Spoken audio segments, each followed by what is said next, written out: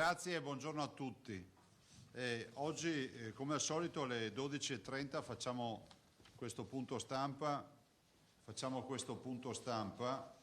E ci tenevo a dirvi, ovviamente, oltre a riportarvi il bollettino della giornata, darvi anche un po' di dati.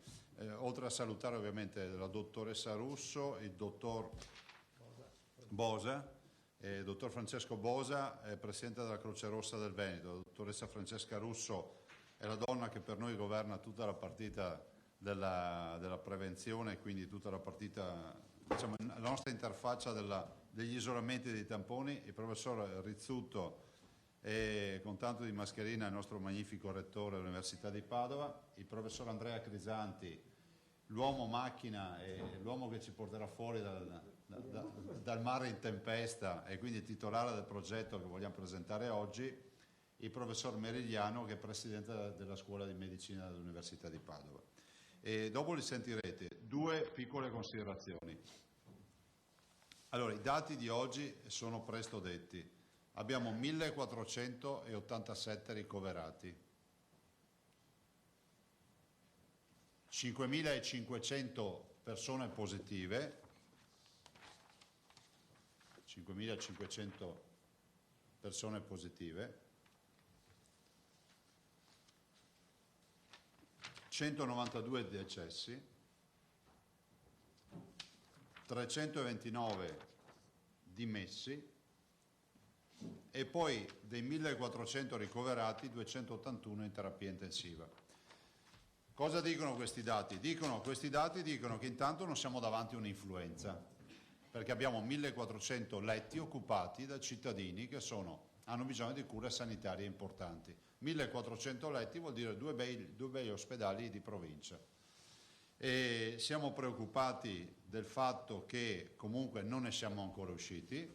Abbiamo al momento realizzato 64.000 tamponi in Veneto. Voi sapete che a tutti noi riconoscono l'aver avuto, diciamo, questa intuizione, ma anche, diciamo, validata, poi ve lo dirà il professor Crisanti, da aspetti scientifici, il tema ovviamente importante di quello che è stato il tampone, l'isolamento. Abbiamo 15.000 persone in isolamento in questo momento e tutto quello che poi ne consegue, insomma, cioè noi continuiamo ad essere aggressivi nei confronti di questo virus. Abbiamo appena concluso un fine settimana importante.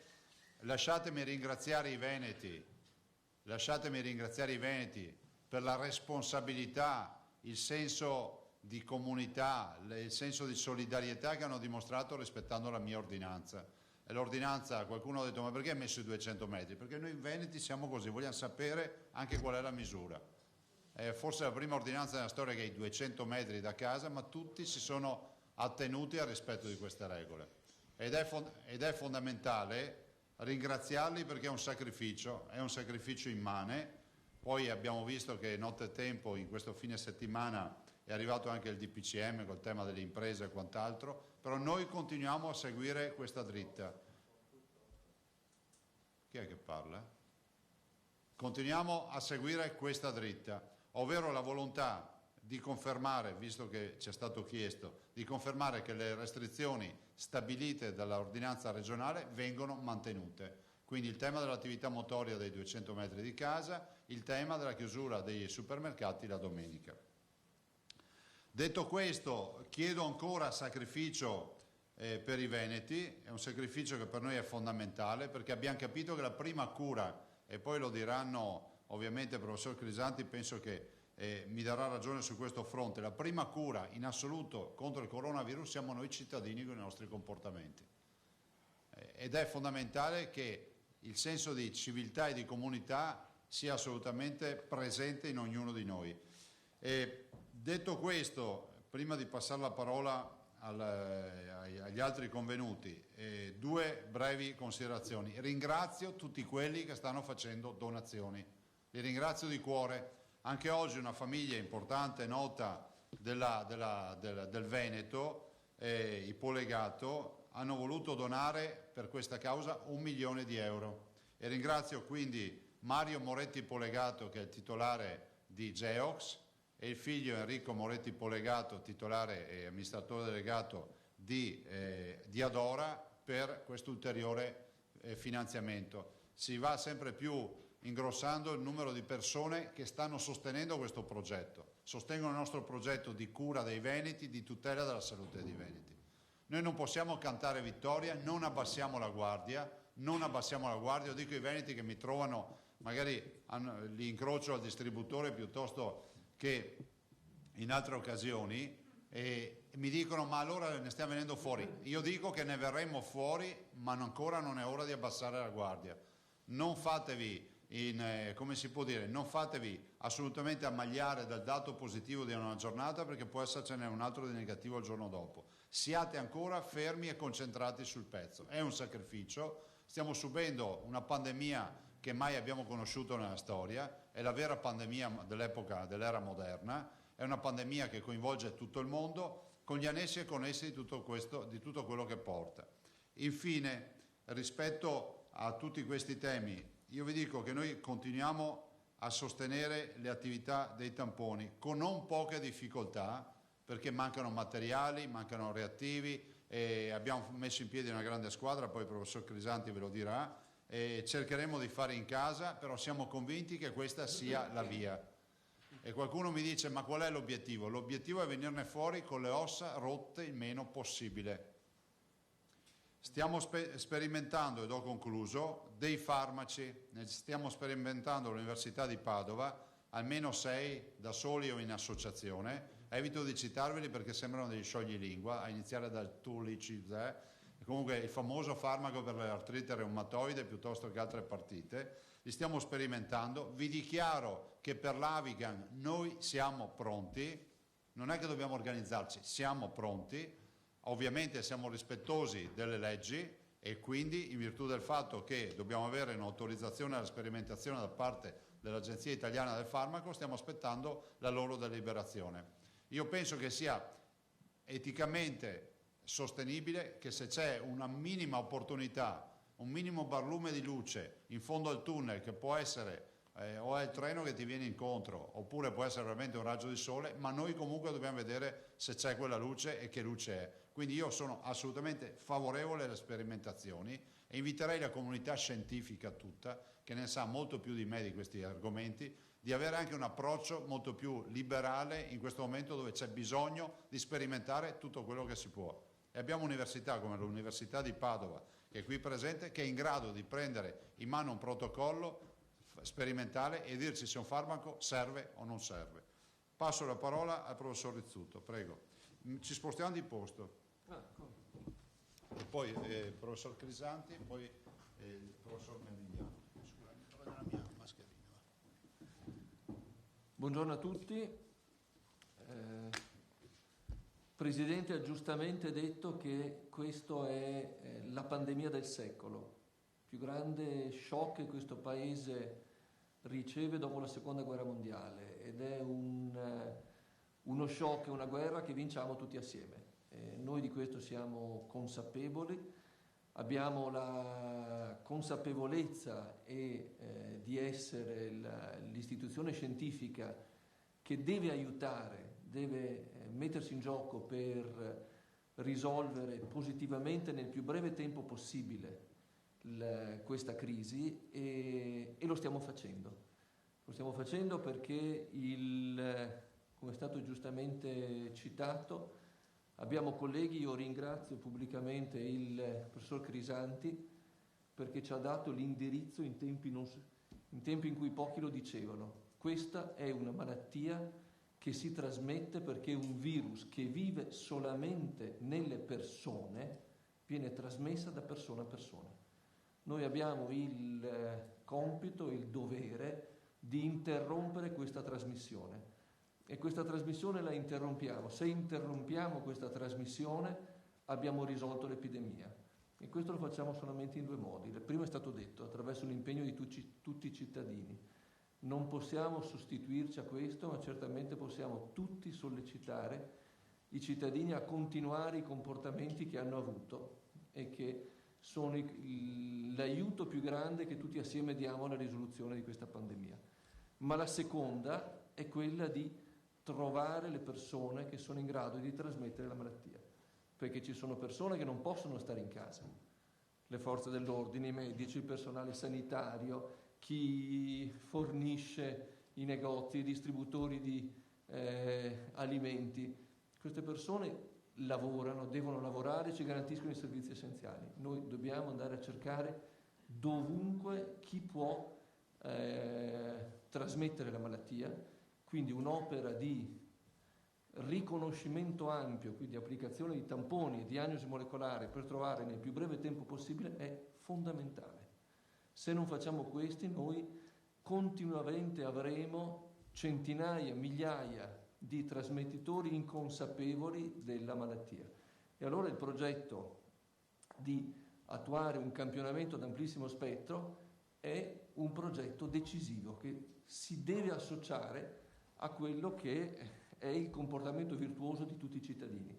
Questo è un grande sforzo economico che la Regione sta mettendo in campo, organizzativo che la Regione sta mettendo in campo, ma alla quale noi diamo il nostro contributo. Lo vogliamo dare non solo attraverso le persone come il professor Crisanti, come la scuola di medicina, che su questo sono direttamente coinvolti, ma attraverso una parte ancora più ampia dell'università. Noi abbiamo chiesto ai laboratori di ricerca di mettere a disposizione le macchine.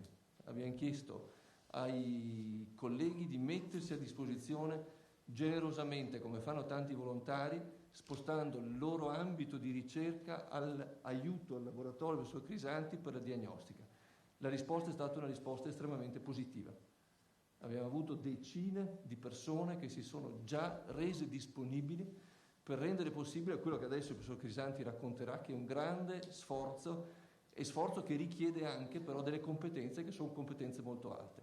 Noi useremo le competenze di ricerca per permettere una diagnostica che altrimenti l'eccellente laboratorio del professor Crisanti da solo non sarebbe in grado di fare. Quindi l'università, e questo è il motivo per cui io sono grato dell'invito al Presidente, perché vogliamo testimoniare che l'università in questa battaglia è in prima linea non solo attraverso i medici, attraverso il personale sanitario, ma anche attraverso tutte le competenze di generosità e di competenze in ricerca che può mettere in campo in questo momento.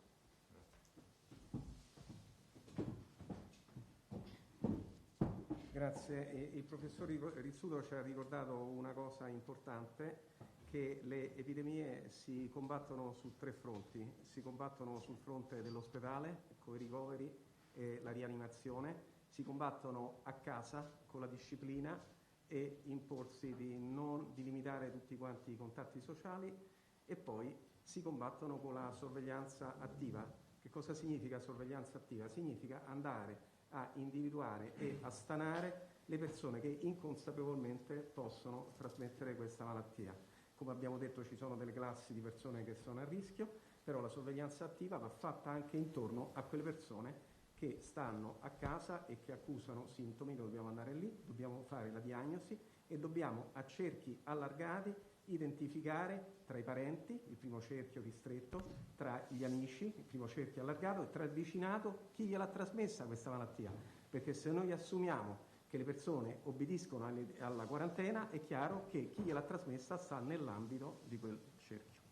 È chiaro che questo è un progetto estremamente ambizioso che richiede una notevole capacità operativa, che è esattamente quello. La sfida più importante in questo momento è questa. Quindi la Regione sta coordinando tra tutti i laboratori delle microbiologie come disporre i macchinari, come recuperare come aumentare il personale e come distribuire i reagenti. È chiaro che questo è uno sforzo che vede coinvolte tutte le microbiologie del Veneto. Dal canto nostro all'Università di Padova noi siamo passati, mi ricordo perfettamente il giorno di da 100 a 1000 campioni al giorno, a 2000 che ne abbiamo fatti ieri, e contiamo di arrivare a 4.500 durante la prossima settimana.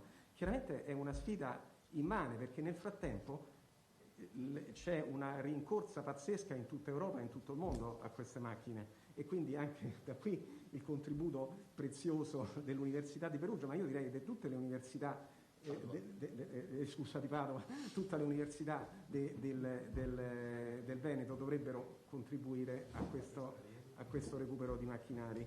Quindi, Poi ecco, devo dire anche un'altra cosa, abbiamo fatto recentemente un acquisto importantissimo, non dico come e dove perché altrimenti si scatena la caccia alla macchina, di una macchina importantissima che aumenta la capacità di decine e decine di volte, quindi stiamo in una fase, come si è detto, di scalabilità di tutto quanto il sistema. Quindi ecco, il messaggio che vorrei dare è che ci vorrà un po' di tempo prima che arriviamo a regime, quindi ecco, questo voglio dire, non è che da oggi a domani le persone si devono aspettare che noi cominciamo a fare 30-40 mila test al giorno, è un passo dopo la volta. Noi pensiamo che nella prossima settimana la Regione ci ha dato il compito di arrivare quasi al raddoppio della capacità e poi via via cercheremo di scalare a una metrica più alta, insomma, ecco, questo diciamo è quello che vogliamo fare. Cosa ci si aspetta nei prossimi giorni? Ecco, questo pure è importante. Il successo di questa iniziativa lo dovremo misurare con l'aumento del numero dei casi positivi che andiamo a scovare e allo stesso tempo più casi positivi scoviamo, meno persone si ammalano, meno persone vanno nell'ospedale, meno persone vanno in terapia intensiva. Quindi quello che noi dobbiamo vedere è un aumento dei casi e una diminuzione delle persone in ospedale e un aumento delle persone e una diminuzione delle persone in terapia intensiva. Questi sono i parametri, quindi dobbiamo diminuire quel valore, quella frazione tra ospedalizzati e casi totali, terapia intensiva e casi totali. Questo numero deve diventare sempre più piccolo. Questa è la misura del nostro successo. Arrivati a un certo una punto. caratteristica veneta, se tu guardi Sì, che è già una caratteristica veneta, ci stiamo già molto vicini a questo, adesso incrociamo le dita, ma diciamo il Veneto, non so se posso dirlo, ma insomma, ci sono degli indicatori molto positivi da questo punto di vista. Arriviamo alla fine. Da questo punto di vista, poi casomai lo dirò. Quindi, ecco, questo è questo che ci si deve aspettare. Poi arriverà un punto di flessione in cui i positivi incominceranno a calare in parallelo alle persone ospitalizzate e alle persone in terapia intensiva. Ecco, questo diciamo è quello che ci si aspetta, è quello che vi dovete aspettare, quali sono la metrica del successo di questa operazione. Aumento del numero dei positivi, diminuzione dei ricoverati e delle terapie intensive fino al punto di flessione in cui cominciano a calare tutti. Ecco, questo ci vorrà un po' di tempo perché è una sfida immane, perché chiaramente noi ci preoccupiamo di identificare sia gli individui a rischio, come ha detto il professor Issudo, e qui ce ne sono tantissime categorie, sono praticamente le persone che lavorano nei cassieri dei supermarket, sono i poliziotti, e sono tutti quelli che negli uffici pubblici sono a contatto con il pubblico, e poi i vulnerabili, perché ci sono sicuramente delle categorie vulnerabili che noi dobbiamo proteggere, e sono gli anziani nelle case di riposo. Noi non vogliamo che il virus entri là dentro, perché sappiamo perfettamente cosa possa fare. Quindi è chiaro che questa è una delle nostre priorità: screenare il personale delle case di riposo, identificare all'interno delle case di riposo se ci sono degli anziani che sono positivi, perché è chiaramente che a loro va sicuramente la nostra solidarietà, sapendo quello che può succedere se il virus entra in una di queste comunità. Ecco, penso che io ho finito. Il professor Merigliano. Professor Merigliano, presidente della scuola di medicina. Buongiorno a tutti. Allora, la cosa importante di questo progetto è, come ha detto il professor Rizzuto, da un lato il contributo di tutta l'università e della scuola di medicina, dall'altro la forte volontà di coordinamento tra le strutture e soprattutto con il sistema regionale.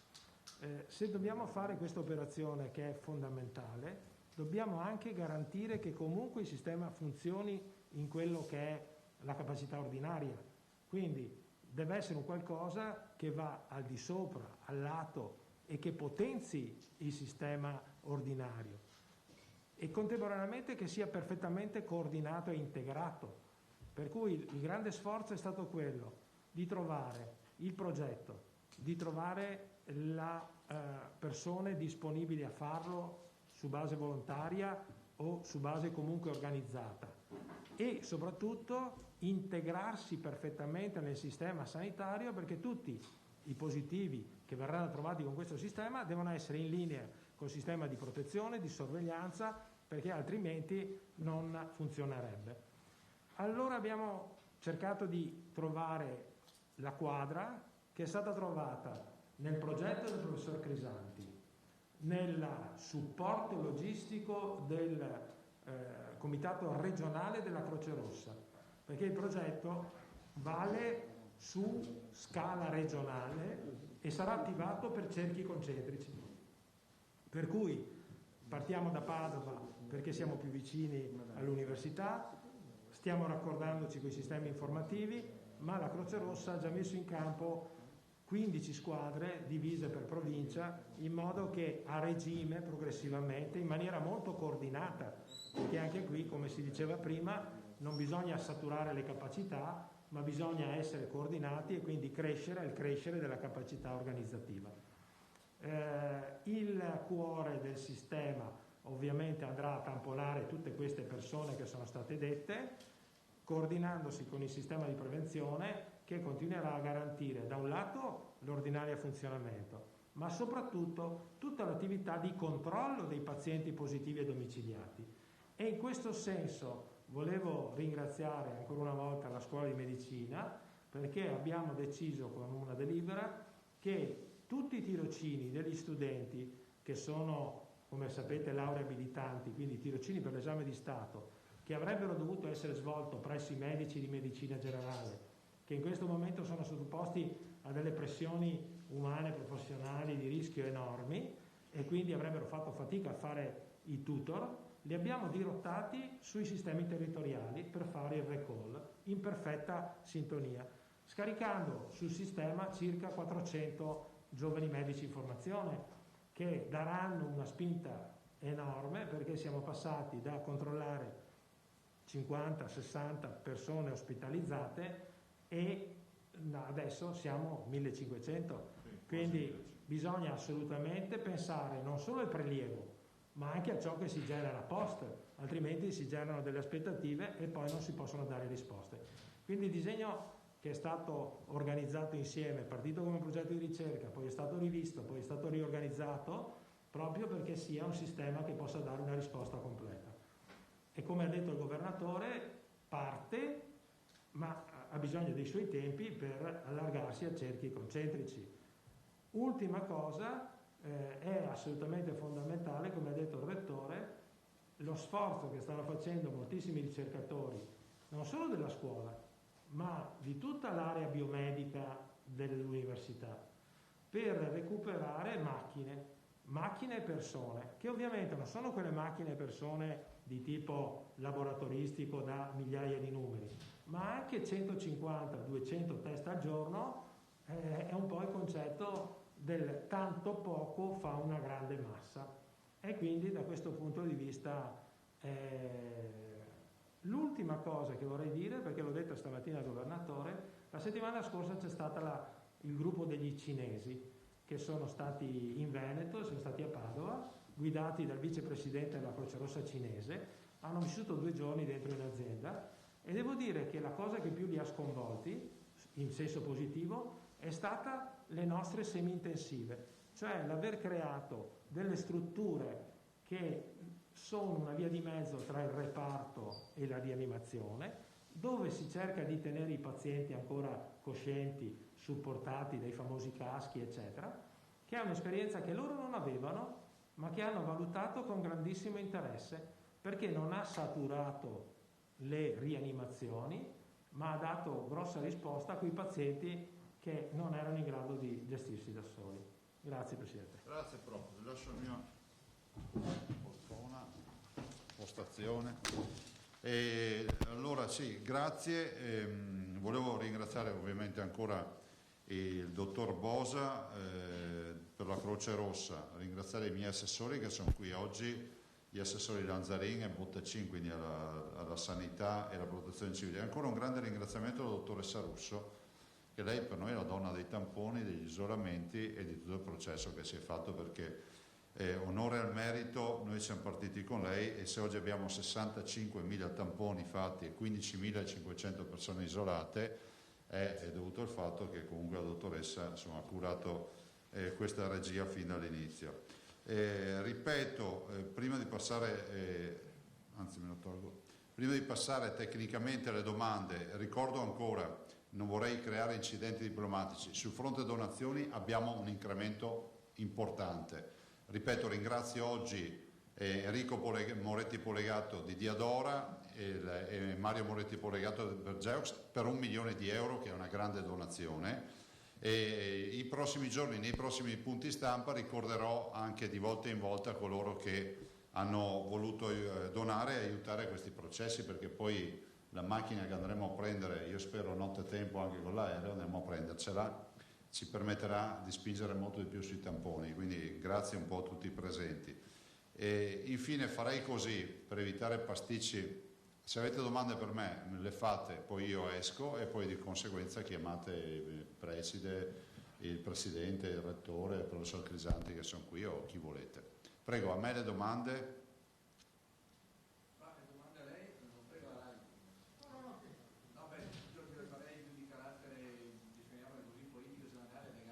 Guardi, fatele quelle a me, poi io mi alzo, cedo il posto e andiamo. Polemiche in corso in queste ore tra i sindacati e il governo sul decreto che blocca le attività produttive. La lista dei 95 categorie ammesse al lavoro, secondo lei è sufficiente, è riduttiva, si può migliorare? Ma guardate, io devo essere sincero, ad oggi abbiamo lavorato su più fronti, perché abbiamo avuto 2 videoconferenze questa mattina e quant'altro. Ho letto anch'io che c'è polemica, spero trovino un punto di equilibrio che sia il punto verso il quale tutti dobbiamo andare, nel senso che in un momento tragico come questo, cioè, non ci servono ovviamente conflitti sociali, questo è poco ma sicuro, non aiutano. Dopodiché io non sono un esperto di queste robe, dico sono al fianco delle nostre imprese, molte imprese hanno chiamato perché sono andate in difficoltà, altre vorrebbero delle deroghe. Mi sembra di aver capito che dal DPCM è delegato il prefetto, quindi cercheremo anche noi di segnalare il prefetto. Dopodiché è giusto che le parti sociali presentino le loro richieste, come del resto lo hanno fatto quando sono andate dopo l'11 marzo a fare l'accordo nazionale per tenere aperto. Prego. È sufficiente? Non vorrei abusare della cortesia degli altri, lei conferma quindi che la sua ordinanza Resta in vigore fino al 3 aprile. Sì, fino al 3 aprile. E non confligge in nessuna maniera proprio la nazionale? No.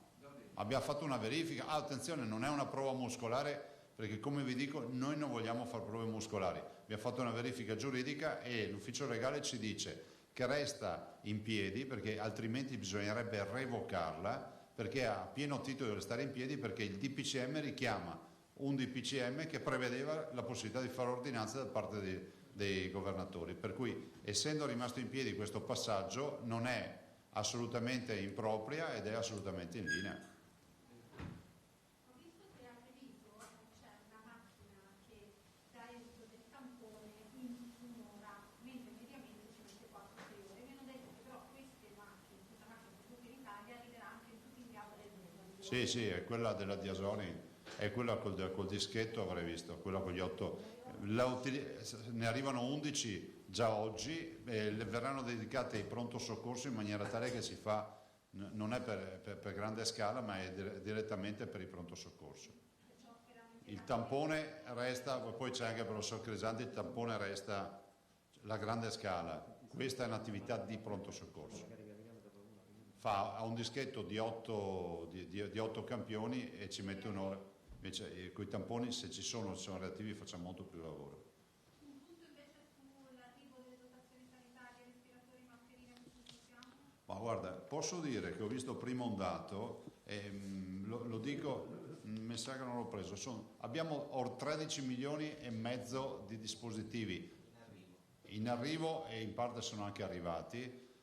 Posso anche dirvi che abbiamo finalmente trovato delle FFP3, ne abbiamo trovati 2 milioni di pezzi ieri sera nel mondo, cioè non so da dove vengono, nel senso che so qual è l'interlocutore, però immagino che le provenienze siano sempre quelle delle asiatiche.